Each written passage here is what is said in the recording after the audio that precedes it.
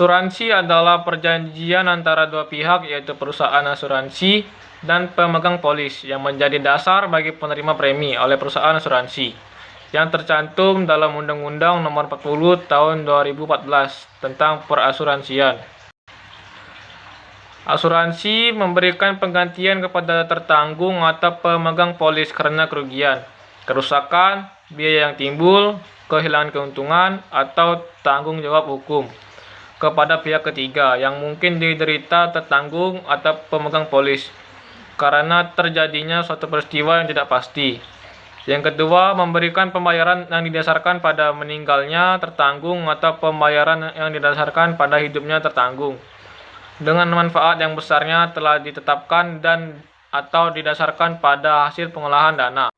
Dana pensiun adalah badan hukum yang mengelola dan menjalankan program yang menjanjikan manfaat pensiun. Dana pensiun terdiri dari, yaitu pertama, dana pensiun pemberi kerja. Dana pensiun yang dibentuk oleh orang atau badan yang memperkerjakan karyawan selaku pendiri untuk menyelenggarakan program pensiun manfaat pasti atau program pensiun luaran pasti bagi kepentingan dan sebagian atau seluruh karyawannya. Sebagai peserta, dana menimbulkan kewajiban terhadap pemberi pekerja. Yang kedua, dana pensiun lembaga keuangan. Dana pensiun yang dibentuk oleh bank atau perusahaan asuransi jiwa untuk menyelenggarakan program pensiun luaran pasti bagi perorangan, baik karyawan maupun pekerja mandiri yang terpisah dari dana pensiun pemberi kerja bagi karyawan bank atau perusahaan asuransi jiwa yang bersangkutan. 3. Dana pensiun berdasarkan keuntungan. Dana pensiun pemberi kerja yang menyelenggarakan program pensiun luaran pasti dengan luaran hanya dari pemberi kerja yang didasarkan pada rumus yang diikatkan dengan keuntungan pemberi kerja. Lembaga pembiayaan adalah badan usaha yang melakukan kegiatan pembiayaan dalam bentuk penyediaan dana atau barang modal.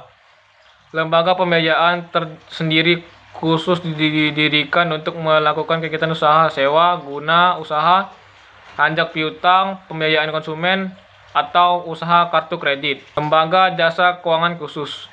Lembaga keuangan khusus terdiri dari beberapa lembaga atau perusahaan yang dibentuk untuk melaksanakan tugas dan fungsi yang bersifat khusus.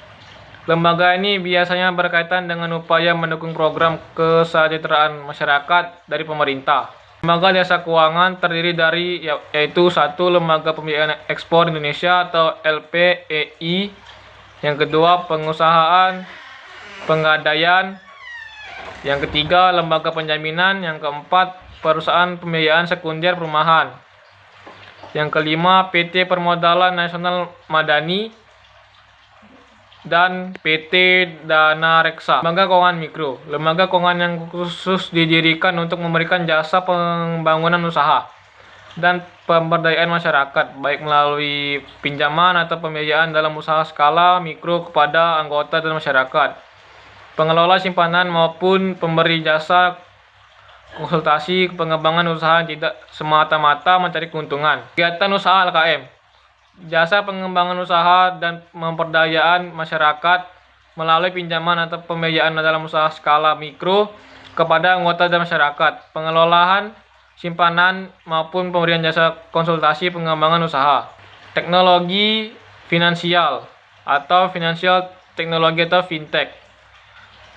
Teknologi finansial atau teknologi keuangan atau fintech adalah penggabungan antara teknologi dan sistem keuangan.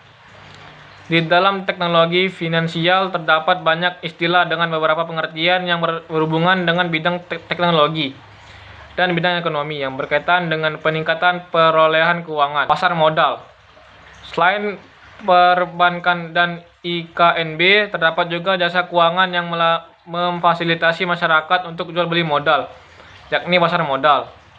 Pasar modal di Indonesia dikelola oleh Bursa Efek Indonesia atau BI.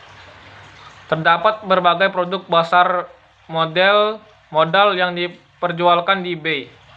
Beberapa produk tersebut diantaranya saham, reksadana, surat utang, dan exchange trade fund. Melalui B, masyarakat dan investor dapat melakukan jual beli terhadap produk yang dikeluarkan oleh emiten yang terdaftar di B. Lalu bagaimanakah sebaiknya masyarakat dan investor menentukan produk dan emiten yang tepat untuk berinvestasi?